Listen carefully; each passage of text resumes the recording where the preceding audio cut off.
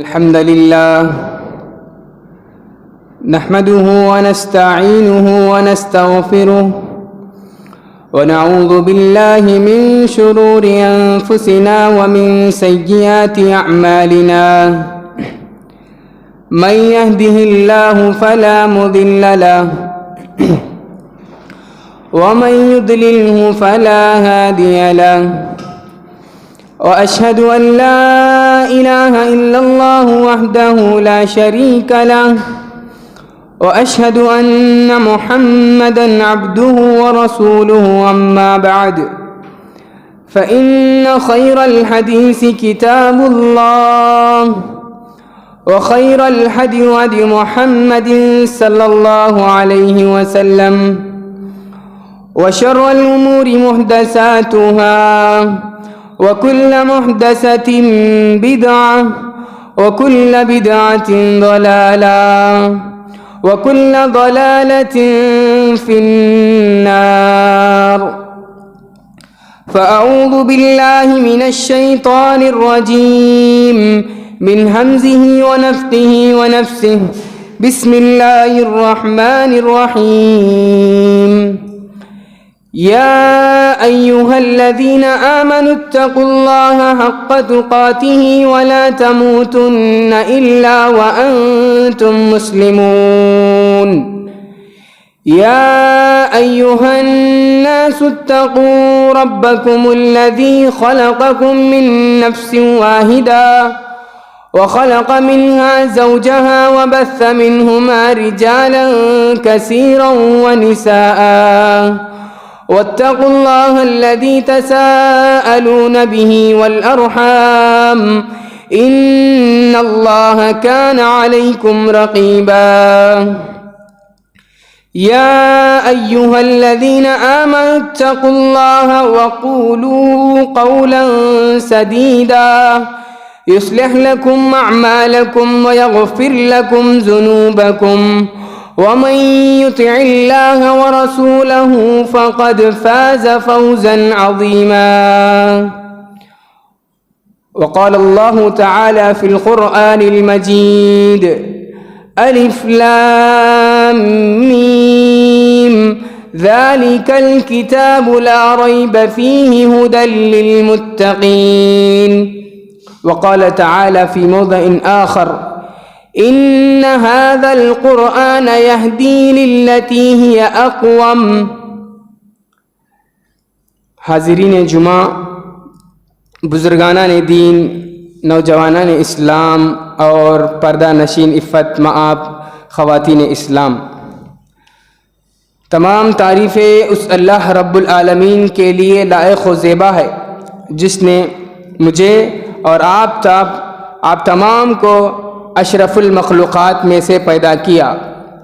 پیدا کرنے کے بعد اس نے مجھے اور آپ کو یوں ہی نہیں چھوڑ دیا، بلکہ اس دنیا میں زندگی گزارنے کے لیے ہمیں بھیجا ہے، اور بھیجنے کے ساتھ ساتھ اس نے ہم پر بہت ساری نعمتوں کی بارشیں بھی کی ہے۔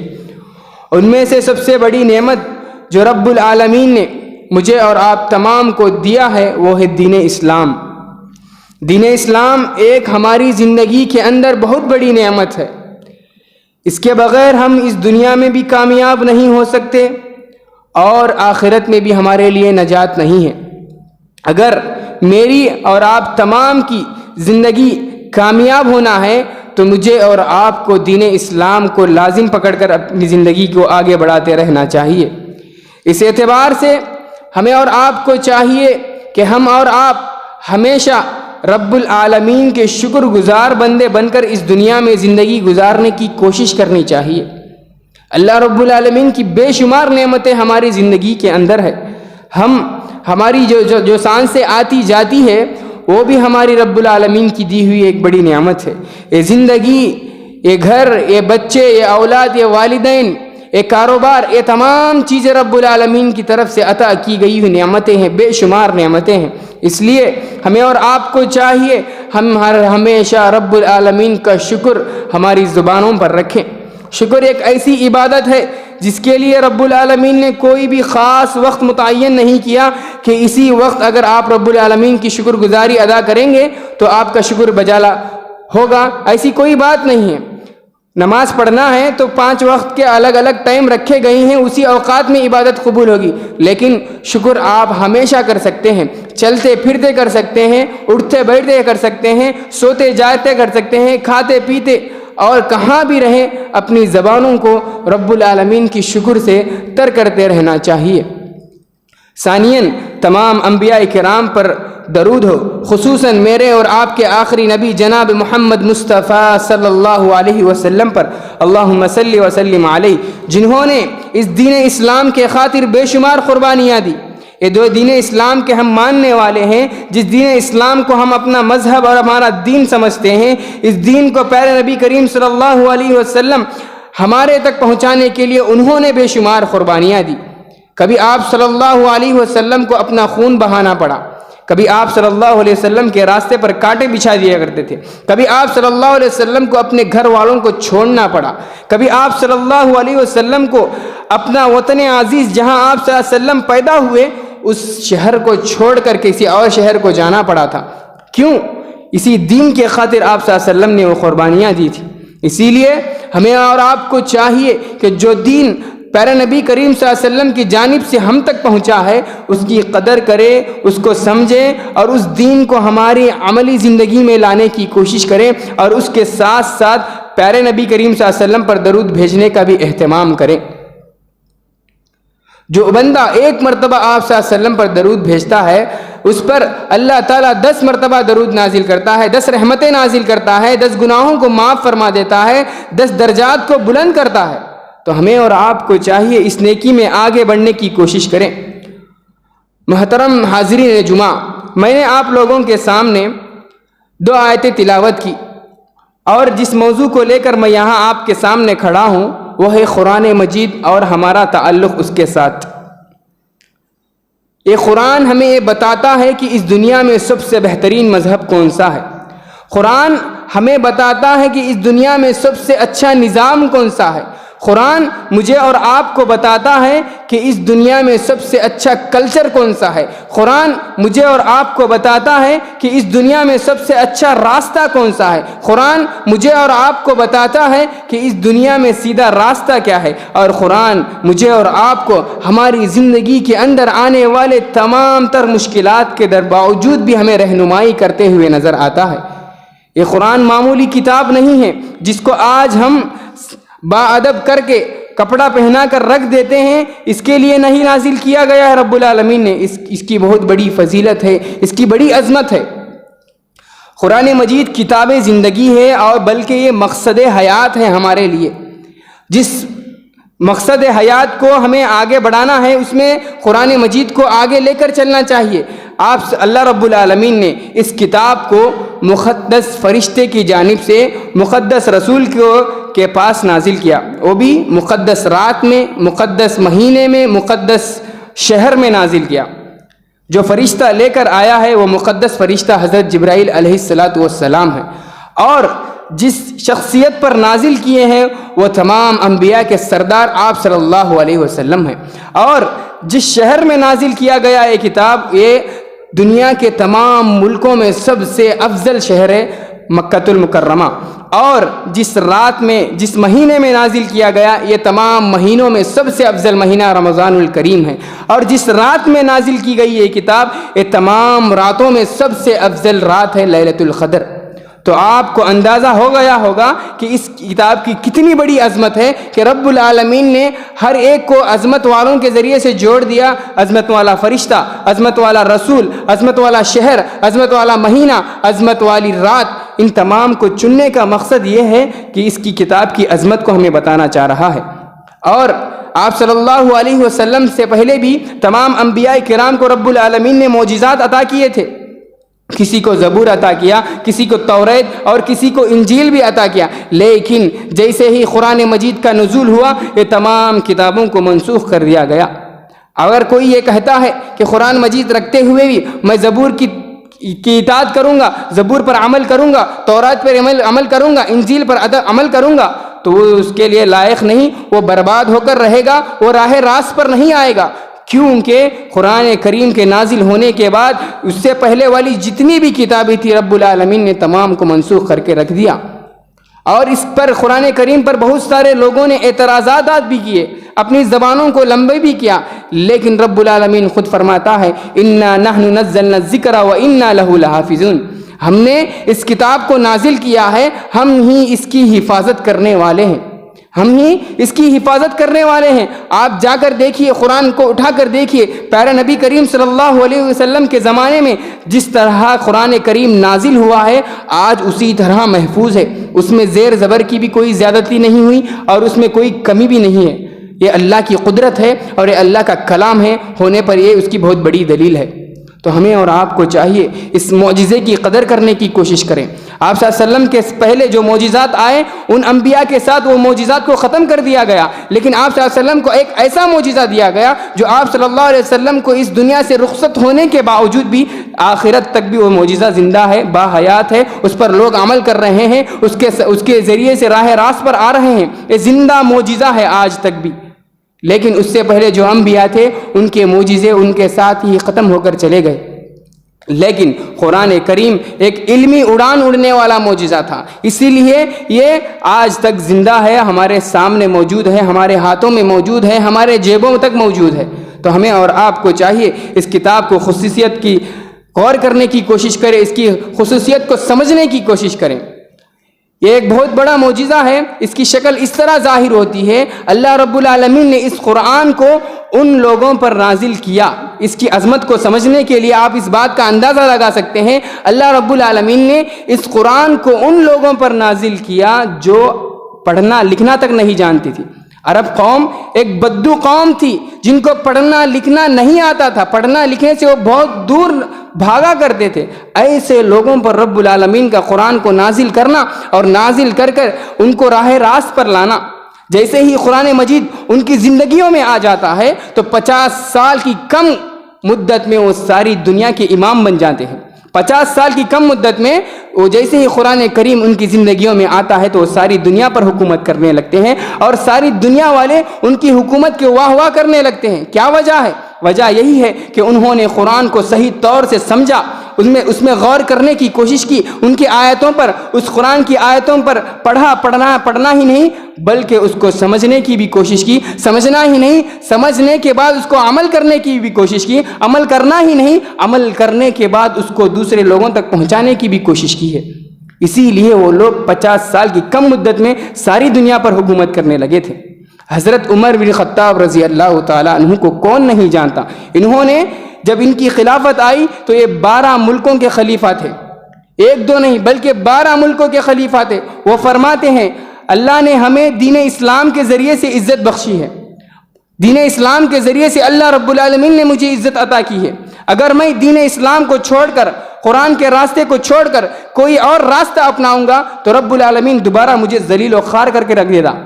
حضرت عمر فرماتے ہیں میں ایک بدو قوم سے تھا، میرا باپ جس کا نام خطاب تھا وہ مجھے اونٹ چرانے کے لیے بھیجایا کرتا تھا، اونٹ دے کر جنگلات میں مجھے روانہ کرتا تھا تاکہ میں اونٹوں کو چرا کر آؤں، اور جب میں اونٹ چرا کر واپس آتا تو میرا باپ مجھے مارا کرتا تھا، اونٹ چرانے کے باوجود بھی مارا کرتا تھا۔ کیوں؟ اونٹ چرانے کا طریقہ بھی حضرت عمر بن خطاب رضی اللہ تعالیٰ عنہ کو نہیں آتا تھا۔ یہ حالت تھی حضرت عمر بن خطاب رضی اللہ تعالیٰ عنہ کی۔ جہی سے ہی ان کی زندگیوں کے اندر دین اسلام آیا، قرآن کریم کی تعلیمات آئی تو ان کی زندگیاں ایک دم بدل گئی۔ ایک دم بدلتے ہوئے وہ فرماتے ہیں کہ رب العالمین نے مجھے دین اسلام کے ذریعے سے عزت بخشی ہے، اگر میں اس راستے کو چھوڑ کر کسی اور راستے میں عزت تلاش کروں گا تو رب العالمین مجھے ذلیل و خوار کر کے رکھ دے گا۔ وہ زمانے میں معزز تھے مسلمان ہو کر، ہم خوار ہیں آج تاریخ قرآن ہو کر بھی۔ وہ زمانے میں مسلمان معزز تھے، مسلمان اپنے آپ کو مسلمان کہنے کے لیے فخر سمجھتے تھے، لیکن آج ہمارے پاس قرآن ہے، اللہ رب العالمین کے کلمات ہے، وہی ہے، سب کچھ ہونے کے باوجود بھی آج ہم ذلیل و خوار ہیں۔ ہر طرح سے ہمیں ذلیل و خوار کی آوازیں آنے لگتی ہیں، ہمیں پریشان کیا جاتا ہے۔ کیوں؟ کیونکہ آج ہم نے اس کا صحیح حق ادا نہیں کیا، اس کے حقوق کو ہم نے صحیح طور پر ادا نہیں کیے، اسی لیے آج ہم ذلیل و خوار ہیں۔ آج ہم صرف اس کتاب کو، جو کتاب ہدایت تھی، ہم نے آج اس کو تلاوت کا ذریعہ بنا دیا۔ صرف تلاوت کے لیے ہم پڑھتے ہیں۔ جو کتاب ہدایت بن کر آئی تھی، آج ہم نے اس کو تلاوت بنا کر رکھ دیا، اور جو کتاب زندوں کو راہ راست بتانے کے لیے آئی تھی، آج ہم نے اس کو مردوں کے لیے ایصال ثواب کا ذریعہ بنا دیا۔ جو کتاب ہماری زندگیوں کے اندر انقلاب پیدا کرنے کے لیے آئی تھی، افسوس کے ساتھ کہنا پڑتا ہے کہ اس کتاب کو آج ہم تعویذ گنڈوں کا مضمون بنا دیا، اور جو کتاب ہماری زندگیوں کو روشن کرنے کے لیے آئی تھی، آج ہم اس کتاب کو بزنس کا ذریعہ بنا کر رکھ دیا ہے۔ تو ایسی حالت آج ہے ہمارے قرآن کے تعلق سے۔ تو کیا ہماری حالت دوچار نہیں ہوگی؟ کیا ہماری زندگیوں کے اندر پریشانیاں نہیں آئیں گی؟ کیوں نہیں آئیں گی؟ کیونکہ آج ہم نے قرآن کریم کو پڑھا نہیں۔ قرآن کریم کو پڑھتے ہیں۔ اس دنیا میں سب سے زیادہ پڑھی جانے والی کتاب اگر کوئی کتاب ہے تو وہ قرآن کریم ہے، لیکن افسوس کے ساتھ یہ بھی کہنا پڑتا ہے سب سے زیادہ بغیر سمجھے جا کر پڑھنے والی کتاب بھی یہی ہے۔ آپ قرآن کو پڑھنا آتا ہے، ہم تمام کو قرآن پڑھنا آتا ہے، ہم یہ کوشش کیوں نہیں کرتے کہ ہم اس کو سمجھ کر پڑھیں؟ جو آیتیں ہم پڑھتے ہیں الف لام میم ذالک الکتاب لا ریب فیہ ھدی للمتقین، اس کا معنی کیا ہے یہ معلوم کرنا چاہیے۔ آپ کو قرآن پڑھنا تو آ جاتا ہے، لیکن اس کو سمجھنے کی، پڑھنے کی کب کوشش کریں گے؟ اس کے معانی اور مفاہیم کو کب سمجھیں گے ہم؟ اگر ہم سمجھیں گے تو ہی نہ دوسروں کے پاس جا کر بولیں گے۔ صحابہ جیسے ہی 10 آیتیں نازل ہو جاتی، 10 آیتیں نازل ہونے کے بعد اس کو سب سے پہلے حفظ کر لیا کرتے تھے، سب سے پہلے اس کو یاد کر لیا کرتے تھے، اور یاد کرنے کے بعد اس پر عمل کرتے تھے، عمل کرنے کے بعد جا کر دوسرے لوگوں کو پہنچاتے تھے۔ جب تک یاد نہیں کرتے اس کے بعد والی آیت کو پڑھتے بھی نہیں تھے، جب تک یاد نہیں کرتے اس کے بعد والی آیت کو نہیں پڑھتے۔ ہمارا بھی یہی طریقہ ہونا چاہیے، جب تک وہ آیت ہمارے ذہن میں نہیں بیٹھ جاتی، جب تک ہماری ذہنوں میں، ہمارے یادوں میں وہ آیتیں نہیں بیٹھ جاتی، جب تک ہمیں دوسری آیت تک نہیں جانا چاہیے، اس کو اچھی طریقے سے یاد کر لیں، اور یاد کر کر اس پر عمل کرنے کی کوشش بھی کرنا چاہیے۔ جو کچھ بھی آیت آپ صلی اللہ علیہ وسلم پر نازل ہوتی تھی، صحابہ کرام سب سے پہلے عمل کرنے کے لیے آگے بڑھ جایا کرتے تھے۔ قرآن کریم کی عظمت، یہ وہ کتاب ہے جو قوموں کو سیدھا راستہ بتاتی ہے، یہ وہ کتاب ہے جو لوگ راستے میں بھٹک جاتے ہیں ان لوگوں کو صحیح راستہ دکھاتی ہے۔ آپ صلی اللہ علیہ وسلم کی زندگی کو کون نہیں جانتا؟ آپ صلی اللہ علیہ وسلم کی زندگی میں ہر طرح سے پریشانیاں تھیں، ہر طریقے سے پریشانیاں تھیں۔ مکی زندگی میں آپ صلی اللہ علیہ وسلم کو کیسے ستایا نہیں گیا، کیسے پریشانیاں نہیں تھی، پھر بھی آپ صلی اللہ علیہ وسلم یہ سوچ کر غم زدہ ہو جایا کرتے تھے، مجھے سب سے زیادہ ستانے والے میرے اپنے رشتہ دار، مجھے سب سے زیادہ گالی دینے والے میرے اپنے رشتہ دار، مجھے سب سے زیادہ میرے راستے میں رکاوٹ بننے والے میرے اپنے رشتہ دار ہیں۔ یہ سوچ سوچ کر آپ صلی اللہ علیہ وسلم غمزدہ ہو جایا کرتے تھے۔ اسی وقت اللہ رب العالمین نے سورۃ یوسف کو نازل کر دی۔ سورہ یوسف کو نازل کر کے کہا، اے محمد تمہیں گھبرانے کی ضرورت نہیں، تمہیں پریشان ہونے کی ضرورت نہیں۔ جس طرح آج تم پریشان ہو رہے ہو، آپ سے پہلے بھی جو انبیاء کرام آئے ان لوگوں کی زندگیوں میں بھی ایسی پریشانیاں آئی ہیں۔ یوسف علیہ السلام کی زندگی کو کون نہیں جانتا ہم میں سے؟ بچپن ہی سے ان کے بھائیوں نے ان کے باپ سے ان کو جدا کر دیا، ان کے سگے بھائیوں نے بچپن ہی میں باپ سے جدا کر دیا۔ جدا کرنے کے بعد یوں ہی نہیں چھوڑا، بلکہ لے جا کر ایک تاریک کنویں میں، ایک اندھیرے کنویں میں لے جا کر حضرت یوسف علیہ السلام کو ڈال دیتے ہیں، حضرت یوسف علیہ السلام کو ڈال دیتے ہیں۔ لیکن اللہ کا کرنا یہ ہوتا ہے کہ اللہ رب العالمین حضرت یوسف علیہ السلام کو اس کے بعد ایک ایسا بہترین مقام عطا کرتا ہے کہ حضرت یوسف علیہ السلام پورے مصر میں بادشاہ کی زندگی گزارا کرتے تھے۔ جب ان کے تمام بھائی، ایک وقت ایسا بھی آتا ہے کہ حضرت یوسف علیہ السلام کے سارے بھائی حضرت یوسف علیہ السلام کے قدموں کے نیچے آ جاتے ہیں اور آ کر معافی مانگنے لگتے ہیں، آپ ہمیں معاف کر دیجئے۔ اس وقت حضرت یوسف فرماتے ہیں، آپ چلے جائیے، آپ تمام کو میں نے معاف کر دیا، کیونکہ وَأَنْتَ أَرْحَمُ الرَّاحِمِينَ، اللہ رب العالمین سب سے زیادہ رحم کرنے والا تھا۔ یہی حالت آپ صلی اللہ علیہ وسلم کی زندگی میں بھی آیا۔ جب آپ صلی اللہ علیہ وسلم فتح مکہ کے لیے گئے، جب مکہ فتح ہو گیا، جب حجۃ الوداع کا موقع تھا، تو آپ صلی اللہ علیہ وسلم کی آنکھوں کے سامنے وہ آدمی بھی تھا جو آپ صلی اللہ علیہ وسلم کو گالی دیا کرتا تھا، آپ صلی اللہ علیہ وسلم کے سامنے وہ بھی تھا جو آپ صلی اللہ علیہ وسلم کے راستے میں کانٹے بچھایا کرتا تھا، اور آپ صلی اللہ علیہ وسلم کے آنکھوں کے سامنے وہ لوگ بھی تھے جو آپ صلی اللہ علیہ وسلم کو طرح طرح کی تکلیفیں دیا کرتے تھے۔ لیکن اس وقت بھی آپ صلی اللہ علیہ وسلم نے کہا، آپ لوگ جائیے، میں نے آپ لوگوں کو معاف کر دیا، مجھے آپ سے کوئی بدلہ لینے کا نہیں۔ تو ہمیں اور آپ کو قرآن کریم ہماری زندگی کے اندر جو آنے والی پریشانیاں ہیں اس کا حل بھی ہمیں پیش کرتی ہے۔ محترم بھائیوں، یہ کتاب خالص دعوت کی کتاب ہے، یہ کتاب ایک دعوتی مشن رکھنے والی کتاب ہے۔ جو لوگ جہنم کی طرف آگے بڑھ رہے ہیں ان لوگوں کو جنت کی طرف لانے والی کتاب ہے۔ جو لوگ جھوٹ کا دامن پکڑے ہوئے ہیں ان لوگوں کو سچائی کا دامن پکڑانے والی کتاب ہے، اور جو لوگ امانت میں خیانت کرتے ہیں ان لوگوں کو امانت داری کا سبق دینے والی کتاب ہے، اور جو لوگ آپس میں ایک دوسروں پر ظلم کرتے ہیں ان لوگوں کو انصاف کی تعلیم دینے والی یہ کتاب ہے۔ لیکن ہم نے اس کو صحیح طور پر نہیں پڑھا، تو اس وجہ سے آج ہم ایک دوسرے کے حقوق کو چھینتے ہیں، ایک دوسروں پر ظلم کرتے ہیں، کمزوروں پر ظلم کرتے ہیں، کمزوروں کا مال کھانے کی کوشش کرتے ہیں۔ ہمیں معلوم ہوتا ہے کہ ہمارے پاس قرآن کریم ہے، اس کی تعلیمات بھی بہت سارے لوگ جانتے ہیں، اس کے ساتھ فیصلہ کرنا بھی آپ کو معلوم ہوتا ہے۔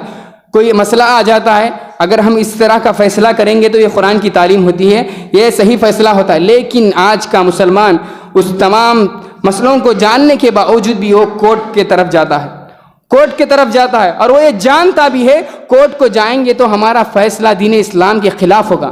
جاننے کے باوجود بھی وہ مسلمان ہو کر بھی افسوس کے ساتھ یہ کہنا پڑتا ہے کہ وہ کورٹ کے سیڑھیاں چڑھ کر اپنے پاس مسئلہ لینے کی کوشش کرتا ہے۔ کیوں ایسی زندگی ہم گزار رہے ہیں؟ صرف دنیا ایک چند دن رہنے کا کام ہے، یہاں چند دن رہنے کے لیے آئے ہیں اور یہاں سے جانا ہے، اور جانے کے بعد ہمیشہ ہمیشہ رہنا ہے، ہمیشہ ہمیشہ رب العالمین کی جنت میں رہنا ہے، اور اگر ہمارے برے اعمال ہیں تو ہمیں رب العالمین جہنم میں رسید کرے گا۔ تو اس کے لیے ضروری ہے قرآن مجید پر آپ اس کے آیات، اس کے مفاہیم پر عمل کرنے کی کوشش کریں۔ ایک خالص دعوت کی کتاب ہے۔ اس دعوت کی ایک مثال دینے کی کوشش کروں گا۔ عتبہ ایک مکہ کے سرداروں میں سے ایک سردار تھا۔ عتبہ کو سارے لوگوں نے پلاننگ بنا کر آپ صلی اللہ علیہ وسلم کے پاس بھیجا، اے عتبہ تم بہت بڑے ذہین آدمی ہو، تم جا کر آپ محمد کو کسی نہ کسی بھی طریقے سے اس کے راستے سے روک دو۔ اس کو پلاننگ بنا کر، اس کو سمجھا کر اس کو وہاں پر بھیجتے ہیں۔ عتبہ جاتا ہے اور جا کر آپ صلی اللہ علیہ وسلم کے سامنے بڑی لمبی چوڑی تقریر کرنے لگتا ہے۔ اے محمد تم پہلے کیا تھے اور آج کیا ہو گئے ہو؟ تمہاری وجہ سے آج ہمارے خاندانوں میں دوریاں پیدا ہو گئی ہیں، آج والدین کے اندر دوریاں، ماں باپ کے اندر دوریاں، بیوی بچوں کے اندر دوریاں پیدا ہو گئی ہیں، اور تم اس راستے کو کیوں اپنائے ہوئے ہو؟ تم اگر ایک اچھی خوبصورت عورت کے ساتھ اگر آپ نکاح کرنا چاہتے ہیں تو ہم آپ کے سامنے لا کر رکھ دیں گے، اگر پورے عرب کے آپ مالدار بننا چاہتے ہیں تو سارا عرب کا دولت آپ کے قدموں کے سامنے لا کر رکھ دیں گے۔ یہ طرح طرح کے اس کے سامنے شروط پیش کیا، تو آپ صلی اللہ علیہ وسلم نے اس سے کہا کیا تمہاری بات ختم ہو گئی؟ کیا تمہاری بات ختم ہو گئی؟ تو وہ کہتا ہے کہ ہاں۔ تو آپ صلی اللہ علیہ وسلم نے اس کے سامنے اس کی طرح کوئی لمبی چوڑی تقریر نہیں کی، بلکہ آپ صلی اللہ علیہ وسلم نے قرآن کی آیتوں کا تلاوت کیا، سورہ حامیم فصلت کی تلاوت کی، اور جیسے ہی آپ صلی اللہ علیہ وسلم پچھلے قوموں کے عذابات کا تذکرہ آتا ہے اس آیت کو پہنچتے ہیں تو عتبہ پریشان ہو جاتا ہے، اور آپ صلی اللہ علیہ وسلم کے منہ پر ہاتھ رکھ دیتا ہے، حسبک یا محمد، حسبک یا محمد، بس کر دیجئے، بس کر دیجئے۔ وہ بول کر وہاں سے اٹھ کر چلا جاتا ہے۔ سامنے کھڑ کر دیکھنے والے خوش ہوتے ہیں کہ عتبہ کسی نہ کسی بھی طریقے سے آپ صلی اللہ علیہ وسلم کو اپنے راستے سے روک دیا ہوگا، لیکن ان لوگوں کو کیا معلوم کہ عتبہ یہاں سے ایک عبرت حاصل کر کے جا رہا ہے۔ ان لوگوں کو معلوم تھا آپ صلی اللہ علیہ وسلم جو بھی کہتے ہیں وہ ہو کر رہے گا، اس لیے وہ ڈر کر وہاں سے چلا جاتا ہے۔ قرآن کی یہ اتنی تاثیر ہوا کرتی تھی اس وقت، تو ہمیں بھی چاہیے جو لوگ غیر مسلم تھے اس زمانے میں وہ لوگ بھی قرآن کی تلاوت کی وجہ سے مشرف با اسلام ہو جایا کرتے تھے۔ کتنے ایسے صحابہ ہیں صرف قرآن مجید کی تلاوت کی وجہ سے مشرف با اسلام ہیں۔ حضرت عمر بن خطاب رضی اللہ تعالیٰ عنہ کو کون نہیں جانتا، صرف وہ راستے سے گزر رہے تھے، قرآن کی آواز، قرآن کی تلاوت ان کے کانوں سے ٹکراتی ہے، وہ مشرف با اسلام ہو جاتے ہیں، اسلام میں داخل ہو جاتے ہیں۔ تو ہمیں بھی چاہیے کہ قرآن کی عظمت کو سمجھے، اس کی تعلیمات کو سمجھے۔ یہ کتاب ہدایت بن کر آئی ہے، ہم اس کو صرف ہدایت والی بنانا چاہیے، صرف تلاوت والی بنا کر رکھ دیے ہیں۔ تلاوت بھی کرنا ہے لیکن اس کے ساتھ ساتھ، اس کے تلاوت کے ساتھ ساتھ معانی و مفاہیم کو بھی سمجھ کر تلاوت کرنے کی کوشش کریں۔ محترم حضرات، قرآن مجید کے کچھ حقوق ہے، جو قرآن ہمارے پاس ہے اس کے بھی کچھ حقوق ہیں۔ ان میں سے سب سے پہلا حق یہ ہے کہ ہمیں اس پر ایمان لانا چاہیے، ہمیں اس پر صحیح طور پر ایمان لانا چاہیے کہ یہ آخری کتاب ہے، یہی ہمارے نجات کا ذریعہ ہے، یہی ہمارے اس دنیا میں رہنے کے لیے، اس دنیا میں زندگی گزارنے کے لیے یہی ہمارے نجات کا ذریعہ ہے۔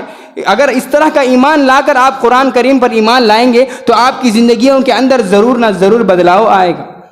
آپ صرف یہ کہیں کہ کتاب ہماری قرآن کریم ہے، زبانوں سے کہیں، لیکن اس پر ایمان صحیح طور پر نہ لائے، اس کی آیتوں پر ایمان نہ لائے، اس پر عمل نہیں کریں گے تو ہماری زندگی کے اندر کبھی بھی خیر و برکات نہیں آئیں گے۔ قرآن کریم ایک شفا یاب والی کتاب بھی ہے، صرف ایسے نہیں کہ تلاوت کرے، لیکن اس کے اندر رب العالمین نے شفا بھی نازل کی ہیں، کچھ ایسی صورتیں اس کے اندر رکھ دی ہیں کہ اگر ہم بیماروں کے پاس جا کر اس کے اوپر پڑھتے ہیں، دم کرتے ہیں تو وہ صحیح طریقے سے صحت یاب ہو جاتا ہے۔ سورۃ الاخلاص، آیت الکرسی اور ایسے بہت ساری صورتیں ہیں جس کو اگر آپ حفظ کریں گے، آپ خود پڑھیں گے تو آپ کو معلوم ہوگا آپ کی بیماری کے اندر ایک ہلکا پن آ جائے گا، آہستہ آہستہ سے وہ بیماری دور ہو کر چلے جائے گی۔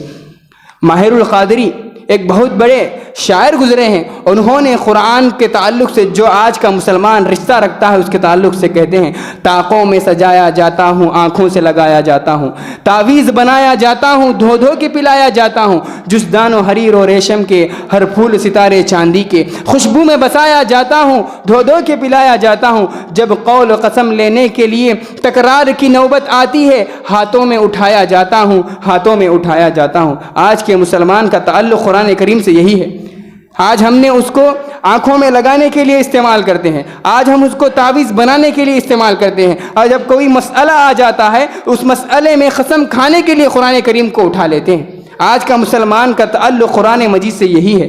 ہمیں اور آپ کو چاہیے اس طرح کے تعلق کو دور کرے، صحیح تعلق، صحیح حق ادا کرنے کی کوشش کرے، اس کے بعد اس کی تلاوت بھی کرنا، اس کو سمجھ کر پڑھنا، سمجھ کر پڑھنے کے بعد اس پر عمل کرنے کی بھی کوشش کرنا، عمل کرنے کے بعد اس کی دعوت و تبلیغ بھی کرنا۔ یہ نہیں کہ بعض لوگ کہتے ہیں کہ قرآن کریم کو پڑھنا صرف علماء کرام کا کام ہے، جو لوگ مدرسے میں ہیں ان لوگوں کا کام ہے، جو لوگ حفاظ ہیں ان لوگوں کا کام ہے، اس کو سمجھنا ان کی ذمہ داری ہے، وہ ان کی ذمہ داری ہے، وہی لوگ اس کو سمجھیں گے۔ ایسا سوچنا غلط ہے۔ جو آدمی ایسی سوچ رکھتا ہے وہ ایک بدبخت انسان ہے، وہ ایک بدبخت انسان ہے جس کے پاس قرآن جیسی ایسی کتاب ہو جس کے بارے میں غیر مسلم لوگوں نے ایسی باتیں کہیں کہ جب تک مسلمانوں کے اندر قرآن کریم ہوگا وہ لوگ کبھی بھی گمراہ نہیں ہوں گے۔ یہ کہنے والا کون؟ غیر مسلم ہے، ایک مستشرق ہے جو اسلام کے تعلق سے برا بلا کہتے ہیں۔ وہ لوگ کہتے ہیں جب تک مسلمانوں کے درمیان قرآن کریم موجود رہے گا کوئی بھی ان کو برباد کر نہیں سکتا، کوئی بھی انہیں ہرا نہیں سکتا۔ یہ قرآن کریم ہمارے لیے ہتھیار ہے، ہمارے لیے ہتھیار ہے، اس دنیا میں جینے کے لیے ہمارے لیے ہتھیار ہے۔ جیسا کہ آپ صلی اللہ علیہ وسلم کی زندگی میں، مکہ کی 13 سال کی زندگی میں آپ صلی اللہ علیہ وسلم کو قرآن کریم دیا گیا اور دے کر یہ کہا گیا صرف آپ قرآن کے ذریعے ہی سے دعوت کریں گے، صرف قرآن کے ذریعے ہی سے دعوت و تبلیغ کریں گے۔ آپ صلی اللہ علیہ وسلم کو مکہ کی زندگی میں تلوار اٹھانے کی تک اجازت نہیں تھی، کتنے بھی پریشانیاں آئی تھی تو اللہ رب العالمین انہیں قرآن کے ذریعے سے ان کی تعلیم دیا کرتا تھا۔ تو اس سے بات معلوم ہوتی ہے قرآن کریم ہمارے لیے ایک دھاری تلوار کی طرح بھی ہے۔ اگر ہم اس کا صحیح استعمال کریں گے تو ہماری زندگی کامیاب ہو جائے گی، اگر ہم اس کا غلط استعمال کریں گے اسی تلوار کے ذریعے سے ہماری گردن کٹ جائے گی۔ تو ہمیں اور آپ کو چاہیے کہ پیارے نبی کریم صلی اللہ علیہ وسلم فرماتے ہیں اللہ تعالیٰ اسی قرآن کے ذریعے سے قوموں کو اونچے مقامات پر لاتا ہے اور اسی قرآن کے ذریعے سے قوموں کو نیچے مقامات تک بھی لا سکتا ہے۔ تو اس کے لیے ضروری ہے ہمیں اور آپ کو کامیابی زندگی ہمیں بننا چاہتے ہیں، ہماری زندگی میں انقلاب آنا چاہتے ہیں تو قرآن کریم کو اس کے صحیح حقوق کو سمجھ کر اس کے تمام معانی و مفاہیم کو سمجھ کر پڑھنے کی کوشش کریں۔ اسی لیے قرآن کریم میں جا بجا فرماتا ہے اللہ رب العالمین افلا یتدبرون القرآن، کیا تم قرآن میں غور و فکر نہیں کرتے؟ کیا تم قرآن میں غور و فکر نہیں کرتے؟ کیا تم قرآن کی آیتوں کو پڑھتے نہیں، سمجھتے نہیں؟ کیا تمہارے کانوں میں، تمہارے دلوں کے اندر تالے لگا دیے گئے ہیں کیا؟ ایسی آیتوں کے تعلق سے ہے قرآن کریم، ایسی آیتیں ہیں اگر آپ پڑھیں گے تو آپ کو معلوم ہوگا۔ اللہ کے فضل و کرم سے قرآن کریم آج کی دنیا کی ہر زبانوں میں موجود ہے۔ اگر آپ کو عربی نہیں آتی تیلگو میں آپ پڑھ سکتے ہیں، تیلگو نہیں آتی انگلش میں پڑھ سکتے ہیں، اگر اردو آتی ہے تو اردو میں پڑھ سکتے ہیں، ہر زبان میں قرآن کریم موجود ہے۔ لیکن افسوس یہ ہے کہ آج ہم پڑھنے کے لیے تیار نہیں۔ بعض لوگ یہ سمجھتے ہیں کہ رمضان کے مہینے ہی میں پڑھنا چاہیے، اس کے علاوہ نہیں پڑھیں گے، رمضان کو پڑھیں گے۔ رمضان کے لیے نازل نہیں ہے، رمضان میں نازل کی گئی اس کا مطلب یہ ہے کہ عظمت والی کتاب ہے، لیکن اس کو ہمیں ہر دن پڑھنا چاہیے۔ آپ کوشش کریں، اگر آپ 5 وقت کے نمازی کے پابند ہیں تو آپ ہر نماز کے بعد کچھ آیتوں کی تلاوت کرنے کی کوشش کریں۔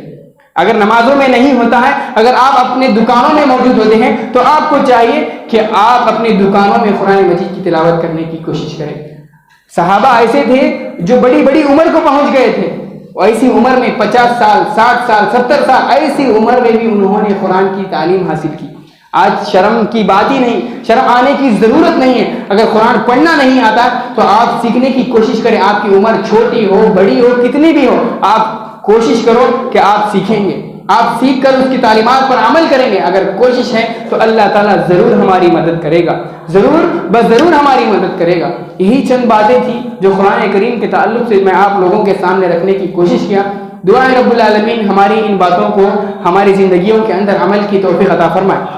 اور دو چار باتیں میں اس آج کل کے دن کے تعلق سے کہوں گا کہ ابھی ہم کل یا پرسوں نئے سال کے اندر داخل ہونے والے ہیں۔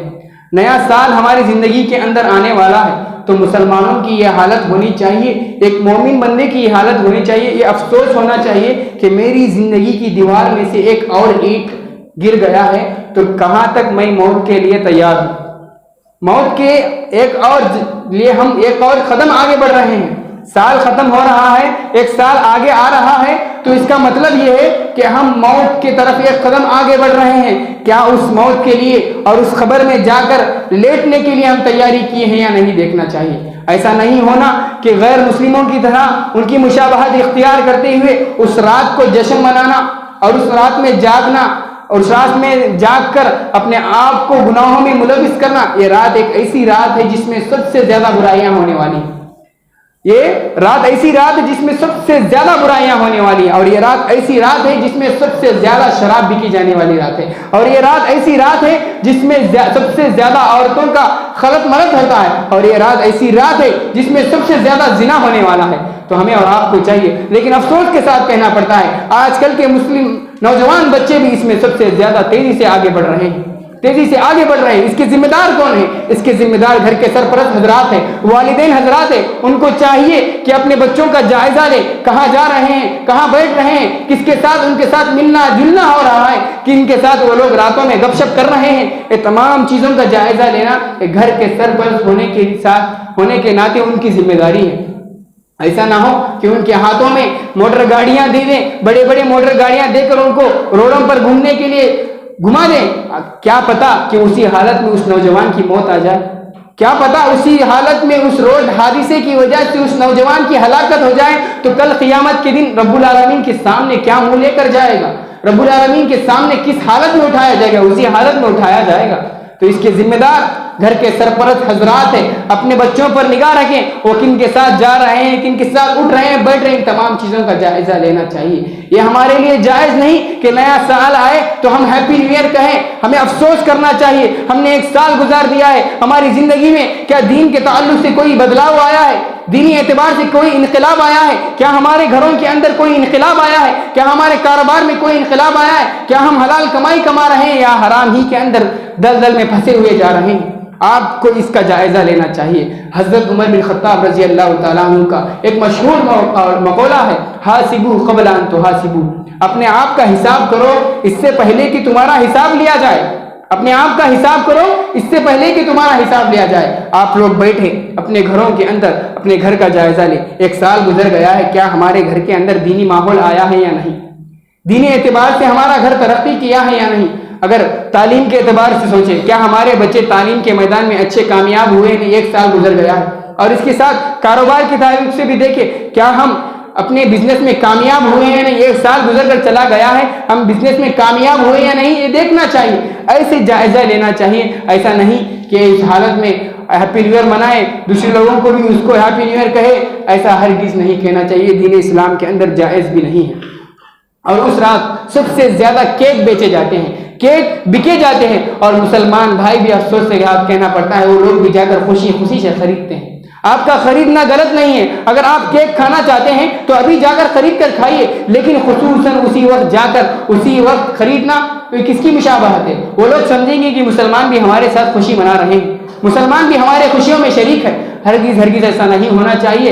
ہمارے دین اسلام کے اندر ایسے کوئی سی بھی تہذیب نہیں اور کوئی بھی تعلیم ہمیں نہیں دیتا کہ ہم ہیپی نیو ایئر منائیں اور ہمارا سال خوشی سے آغاز کریں، ایسا نہیں۔ اگر کوئی بندہ 5 وقت کا نمازی ہے تو اس کو یہ کوشش کرنا چاہیے میں اگلے سال سے سنتوں کا بھی پابند بن جاؤں گا، اگر کوئی بندہ سنتوں کا بھی پابند بن کر زندگی گزار رہا ہے تو اس کو یہ کوشش ہونی چاہیے کہ میں نفل روزوں کی پابندی کروں گا. اگر کوئی بندہ نفل روزوں کی بھی پابندی کرتا ہے تو اس کی یہ کوشش ہونی چاہیے کہ میں تہجد کی نماز کی پابندی کروں گا. ایسے شوق ہونا چاہیے. بیکار کے کاموں میں، بیکار کے گناہ کے کاموں میں آگے بڑھ کر اپنی زندگی کو برباد نہ کرے، اپنے اعمال کو ضائع نہ ہونے دے. اللہ تعالیٰ سے دعا ہے اللہ تعالیٰ ہم تمام کو کہی ہوئی باتوں پر سننے سے زیادہ حسن عمل کی توفیق عطا فرما. اے اللہ جو لوگ پریشانی ان کے پریشانیوں کو دور فرما. اے اللہ جو لوگ قرضدار ہیں ان کے قرضوں کو ہلکا فرما. اے اللہ جو لوگ بیمار ہیں انہیں شفا کاملہ عاجلہ دائمہ مستمرہ عطا فرما. اے اللہ ہمیں دنیا کے فتنوں سے محفوظ رکھ. اے اللہ ہمیں دنیا کی بری بیماریوں سے محفوظ رکھ. اے اللہ ہمارے کاروبار میں برکت عطا فرما. اے اللہ ہمارے والدین پر رحم فرما. اے اللہ ہمارے والدین پر رحم فرما. اے اللہ ہمارے بچوں کو روشن مستقبل عطا فرما. اے اللہ نوجوانان اسلام کی حفاظت فرما. اے اللہ جو لوگ دعوت اسلام کے خاطر محنت کر رہے ہیں ان کے راستوں کو آسان فرما دے. اے اللہ ہمارے اساتذہ کرام کی حفاظت فرما. اے اللہ ہمارے اساتذہ کرام کی حفاظت فرما. جب تک انہیں دین زندہ رکھ، دین اسلام پر رکھ. جب ان کا خاتمہ ہو تو خاتمہ بالخیر ہو. آمین. وآخر دعوانا ان الحمد للہ رب العالمین.